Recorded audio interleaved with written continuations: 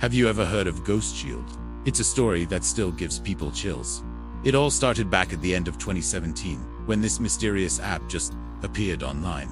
A free, lightweight VPN that made a huge promise: absolute anonymity. The name was simple: GhostShield. But here's the weird part. No one knew who made it. There was no website, no social media, no customer support. Just a single button on the app that said, "Connect, and no one will ever find you." A bit dramatic, right? But hey, it was free. For the first few days, everything seemed perfect. The connection was fast, super stable, and users really felt like they were invisible online. They felt safe. But then, in the darker corners of the internet, some strange reports started to surface. People were saying that even after they disconnected from GhostShield, their webcam's little LED light would blink on for just a split second. Then it got weirder.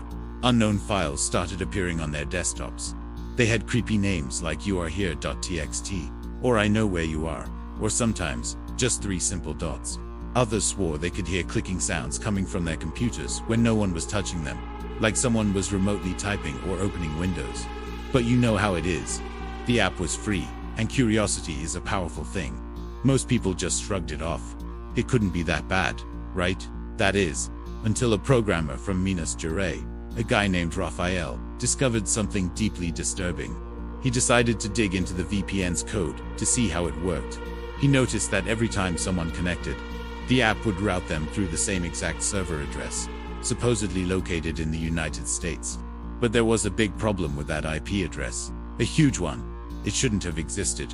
The address belonged to a tech company that had gone out of business way back in 1999. Why? Because a massive fire had destroyed their entire building.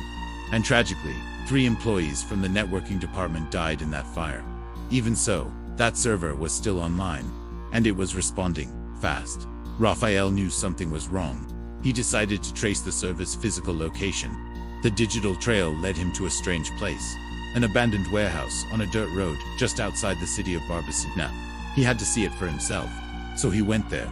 As soon as he stepped inside the dilapidated building, the air was thick with the smell of mold and burnt wood, even after all those years. And there, in a dark corner of the warehouse, he saw them, old, dusty server racks, and they were powered on. All the lights were blinking, the fans were humming, but the building had no electricity. It was completely cut off from the grid. And then he saw the most terrifying part. On the screens of the old monitors, he saw a live feed. It was displaying, in real time, the exact location of every single person connected to the GhostShield VPN at that very moment.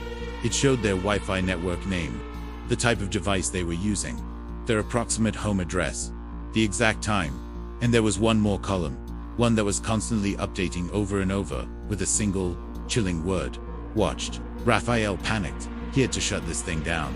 He reached out and touched the main server, trying to pull the plug. The moment his fingers made contact, he heard footsteps behind him. Slow, heavy footsteps, echoing through the empty warehouse. He spun around, but there was no one there. The warehouse was empty. His heart pounding, he looked back at the screen. A new line of text had just appeared at the top of the list. Rafael found. Suddenly, the monitors all started to flicker violently.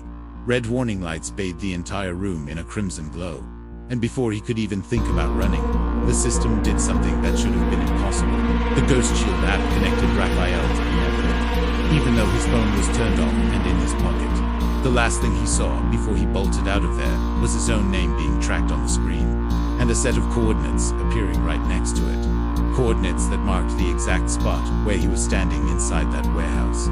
Since that day, no one has heard from Rafael again. He just vanished. But the GhostShield VPN, it keeps popping up. From time to time, you'll see it in random online ads, in sponsored social media posts, or sometimes it even comes pre-installed on cheap, knockoff smartphones. And whoever installs it, whoever dares to press that button, is always found. Thanks for watching. Don't forget to like and subscribe for more strange stories from the web. Stay safe out there.